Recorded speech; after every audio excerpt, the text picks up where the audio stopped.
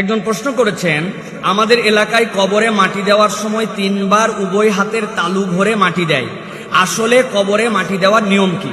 জি ভাই, কবরে যে আমরা কোনো কেউ মারা যান, এই মারা গেলে আমরা যে মাটি দেওয়া বলি, মূলত শরঈ দৃষ্টিভঙ্গি হচ্ছে মাটি দেওয়ার মানে হচ্ছে দাফনে শরীক হওয়া। ভালো করে কনসেপ্টটা বুঝেন। রাসূলুল্লাহ সাল্লাল্লাহু আলাইহি সাল্লাম বলছেন যে তোমরা কেউ যদি জানাজায় যাও তোমার ভাইয়ের, তাহলে আল্লাহ রাব্বুল আলামিন তোমাদের জন্য 1 উহুদ পাহাড় সমান সওয়াব তোমাদের জন্য দান করবেন। আর তোমরা কেউ যদি দাফন কাফনেও যাও, তাহলে তোমাদের জন্য ডবল সওয়াব দেওয়া হবে। এই সওয়াবের পরিমাণ উহুদ পাহাড়ের সাথে তুলনা করা হয়েছে। তাহলে একটা জানাজা করে একদল চলে গেল, আরেক দল দাফনের সাথে শরীক হলো। তাহলে দাফনের সাথে শরীক হওয়াটাই মূলত কবর দেওয়া বোঝায়। কিন্তু কবর কিভাবে দিব এ বিষয়ে, মাটি কিভাবে দিব এ বিষয়ে ইসলামে একটা দৃষ্টিভঙ্গি আছে।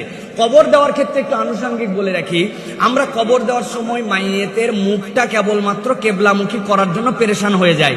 কিন্তু হাদিসের পরিভাষা অনুযায়ী বোঝা যায় মাইয়েতের সব অঙ্গই কেবলামুখী হবে। আমরা কিন্তু এটা বুঝি না। বডি চিৎ করে দিয়ে মুখ কাট করে মাথার পিছনে একটু মাটি দিয়ে কেবলামুখী করাই দিছি, বরং পুরা বডিটাই একদম পূর্ব পাশে এরকম করে লাগাই দিতে হবে, উত্তর দক্ষিণ সোয়া পিছন দিকে লাগানো। এখন ওই পিঠটা এরকম কাত হবে, তার হাত, তার বুক, তার পায়ের এমনকি 2টা